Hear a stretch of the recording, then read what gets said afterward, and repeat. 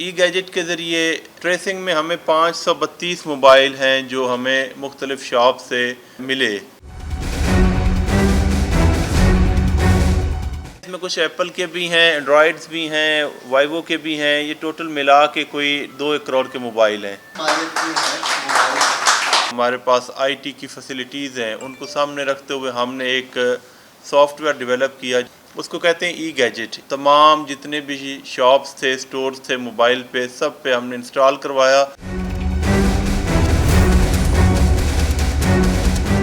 ये वो हैं जो हमने मैक्सिमम मुल्तान से किए हैं। उसके अलावा अदर सिटीज़ जिस तरह शुजाबाद, जलालपुर या नियर बाई और बहुत सारे हमारे जो रूरल साइड वाले पुलिस स्टेशन थे, वहाँ पर भी हमने अब इस फैसिलिटी को एक्सटेंड किया है। इसमें एक इम्पॉर्टेंट बात ये है कि ये 532 चोर या स्नैचर्स भी गिरफ़्तार हो गए हुए हैं।